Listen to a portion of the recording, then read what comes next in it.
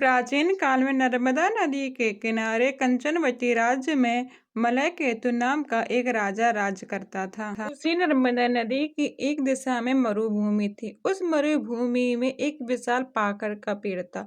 उसी पाखर के पेड़ में एक धोदर था जिसमें एक सियार रहता था। उसी पाखर के पेड़ पर एक चील भी रहा करता था। सियार और चील में बहुत ही गहरी दोस्ती थी। एक दिन उस नगर की सभी औरतें नदी पर स्नान करने आईं और कुछ पूजा करने आईं।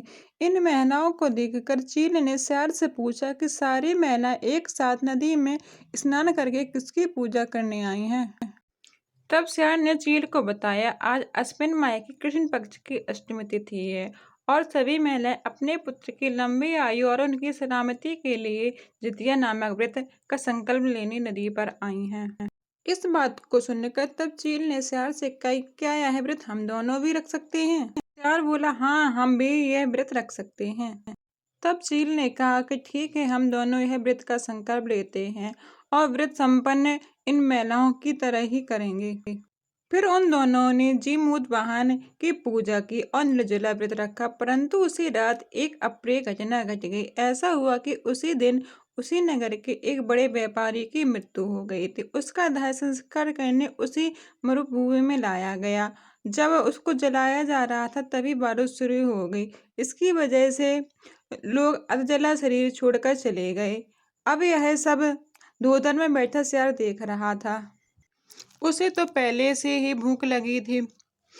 सब देखकर उसका भूख और तेज हो गई। उसने चील से कहा, व्रत तोड़ने को कहा, परंतु चील ने मना कर दिया। कुछ देर बाद जब सियार ने चील को आवाज देकर कहा, परंतु ऊपर से कोई आवाज नहीं आई, तो सियार को लगा कि वह सो गई है। उसको सोता जाना वह धोदर से निकलकर उस स्थान पर गया और उसने भर पेट मांस खाया। कुछ लेकर घर भी आ गया। यह सब पेड़ पर बैठा हुआ चील देख रहा था, परंतु उसने कुछ नहीं कहा और अपना व्रत विधिवत संपन्न किया।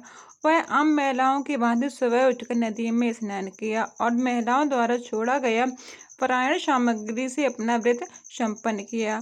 इधर वह सियार सुबह भी उसी मांस को खाया तथा धीरे धीरे समय व्यतीत हो गया।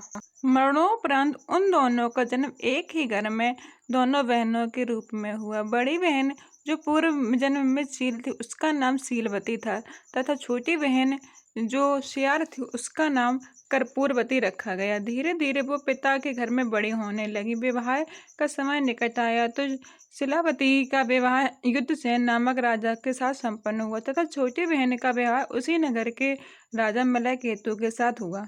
शिलावती को पूर्व जन्म से किए गए व्रत के प्रभाव के कारण पुत्र रत्न की उपलब्धि हुई तथा कर्पूरवती के संतान पूर्व कर्म के कारण जन्म से लेते ही मृत्यु को प्राप्त हो जाते हैं। इधर बड़ी बहन के सातों पुत्रों समय के साथ बड़े होने लगे और छोटी बहन के राज्य में ही नौकरी करने लगे, जिससे ईर्ष्या से भरकर रानी कर्पूरवती ने अपने पति की सहमति से बहन के सातों पुत्रों के सर कटवा दिए और एक थाल में लाल कपड़े से लपेटकर शिलावती को भिजवा दिए और बहुत खुश हुई।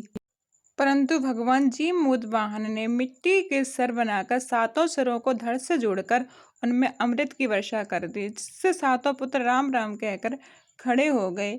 उधर सातों सर नारियल के रूप में परिवर्तित हो गए। जब कोई समाचार नहीं आया तो रानी कर्पूरवती बहुत चिंतित हुई और समाचार जानने के लिए अपनी बहन के यहाँ अपनी सेना भेज दी। वहाँ सब ठीक ठाक जानकर वह स्वयं ही रानी अपनी छोटी बहन के यहाँ पहुँच गई और सारी बात बता दी और पूछा, यह किस व्रत का प्रभाव है? मैंने तो तुम्हारे सातों पुत्र मार दिए थे। रानी कर्पूरवती मन ही मन बहुत ही पछता रही थी।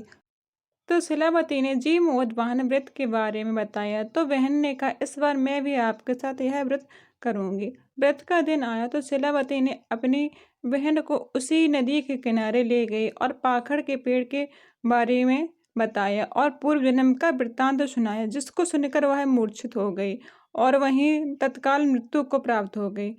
और राजा को इस बात की सूचना मिली और उसका अंतिम दाह संस्कार वहीं किया गया। जय श्री कृष्णा दोस्तों, राधे राधे, श्री शिवाय नमस्तुभ्यम। Like share and subscribe.